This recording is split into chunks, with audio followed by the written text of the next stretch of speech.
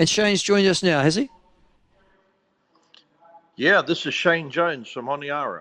And this is Michael Laws from Central Otago in New Zealand. Welcome. Hey, Hello, mate, Michael. it's good to talk to you. Honiara, I was just did a bit of a recce of the Solomon Islands and things like that. Obviously, it was the Battle of Guadalcanal. Have they still got military relics all over the place there in the Solomons, Shane? Look, one of the most prominent tourism features of the Solomons are the military Oh, it is, yeah. naval wrecks from the Yep. Second World War. And of course, next to the Henderson Airport in Honiara was the New Zealand Air Base, a portion of our Second World War history sadly overlooked, given that our education system no longer wants to teach kids about the ethic of service or the various wars that our ancestors fought in. No, good point, mate. Okay, so that's the answer to that question. And what are you in the Solomons for, Shane? In June or July, the United Nations is hosting one of these global events pertaining to the oceans of the world. Right. And we put $100 million over a 3-year period into the various institutions and governments throughout the Pacific to boost the economic returns of fisheries, guardrails around fisheries. And from time to time, I come up and either fill in for Winston or I represent our government, given that $100 million going into fisheries in the Pacific's not to be sneezed at. Not at all. No. Okay. Listen, yesterday, thank you for clarifying that. Listen, yesterday you announced, obviously, in the wake of the Marsden Point refinery report being received by yourself, some idea of considering special economic zones. Can I go back to the report first? The cost, I looked at page 42, I think, or 41, and it said that the cost to build a new refinery at Marsden Point would be somewhere between 6 billion and 16 billion, probably at the lower end of that estimate range, and it would require a significant investment from the New Zealand government. Is that off the table completely? Well, I had to tell the truth, Michael, if I can start there. Go. That there are trade-offs to be made. There are trade-offs to be made as to how a given government at a point in time allocates what capital you've got. We're struggling to rebuild, quite frankly, in a time frame that keeps Whangarei people happy, the Whangarei Hospital. We've got major challenges to upgrade the capital contribution to boost the modernisation of our military.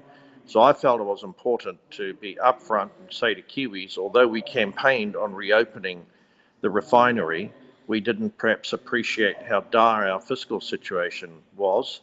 It'll go to Cabinet, and obviously in the allocation of billions of dollars, Kiwis, I think, will reach their own conclusions. Fuel resilience is tremendously important, but at the same time, boosting our military is equally as important. So on that particular argument, it's a priority issue. You'd do it if you could, but there are greater priorities. Yeah. Well, I just know when I talk to the Minister of Finance and the other ministers, they're going to remind me that New Zealand First of all parties is adamant that we have to increase the robustness and the readiness of our military. So there are trade-offs, and naturally, our rangatira Winston is really keen to see the military upgraded. So I don't want to sort of pretend that we can have both at a given point in time, and it's better I be upfront with your listeners. Is it an option to reconsider that should the economy improve? Yeah, I think it needs to be seen in the context of fuel resilience. Yeah. We're at the end of the railway track, whichever way you like to spin it, either at the end or the beginning. And if we do suffer ongoing uncertainty about fuel resilience, I mean, I've got a lot of work underway boosting the storage capacity from 20 up to 28 days for key fuel types. We've got the fuel companies under the pump to store more aviation fuel at the Wiri depot within spitting distance from the airport. We've got also work underway in terms of ensuring that New Zealand as a country is capable of drawing in an emergency on fuel reserves that are put aside in terms of global storage centres. So I don't want anyone thinking that we're sitting on our laurels and not doing anything about it. But if you're asking me, do I have $16 billion to rebuild at Whangarei the refinery? A refinery, sadly, we don't own because the Labour Party actually acquiesced with the closure of that refinery, believing that not having a domestic refinery would save the planet. More of this climatism and naivety about. I mean, climate change is an important issue, but it's not so important that we should bankrupt the economy. No, I think most New Zealanders would agree with you on that one.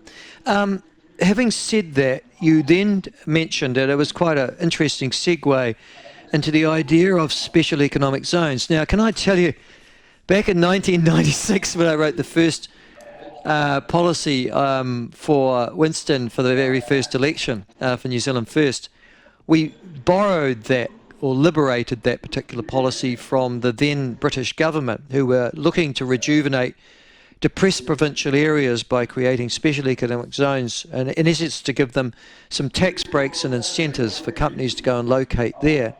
Is that what you're talking about here in 2025? Yeah, well, a certain individual close to both you and I in terms of work associations, Winston Peters, has pointed this out to me. He did say, Shane, there's an old saying in American literature, a day late and a dollar short. He said, in your case, you're 30 years late. Yeah. Well, that was one of his. Mind you, he was the treasurer. He could have brought that in 1996, but then he had a different political environment, I expect. So you're talking seriously about in depressed parts of the country, and you're talking about Northland, I think, would be one of them, in which you would seek to attract industry to those particular areas by what? Offering tax concessions and things like that. Yeah, look, I've focused on Marsden Point, whichever way you spin it, if Marsden Point doesn't function, and then within our economy will collapse because we won't be able to import enough fuel. Yep. So, in my view, it is a genuinely strategic location for the broader economy. I see great merit in clustering energy innovation, energy investment, energy resilience in and around Marsden Point with a deep sea port. All going well, there will be a dry dock facility. Who knows, in the future, parts of the Navy might relocate there. The port itself has been extended, and that sadly was hobbled by some hobbits who, under the RMA, decided to turn that extension down to save half a dozen hitherto unknown snails at the roots of a mangrove tree. And as you know, we've got to make trade-offs. I'm astounded that in an area that's already industrially developed, that simple resource consent application was aborted. So it's a terrible outcome, and we should have a bespoke set of rules for these locations. And obviously, I have to take forward proposals to boost energy resilience if they are going to impact on the tax system or other fiscal measures to the Minister of Finance and the Minister of Revenue. But it's good that I put these ideas out there, because we've got to think differently. I mean, as you know, I'm a doubting Thomas on half of this climate change nonsense. But having said that, it's necessary that we do find innovative ways to respond to the vagaries of volatile weather. But I would point out to you the number of people perishing through adverse weather has dropped markedly. The number of and the costs associated with weather have dropped markedly when you consider the growing size of our economy. So we've got to walk away from these hysterical responses that the LA fires are completely related to climate change, or the fires and floods in Australia are completely related to climate change. These events have been happening a bloody long time, and it's how governments respond to them and ensuring governments have enough economic freeboard to actually respond in a robust way now and into the future. Yeah, okay, I understand that.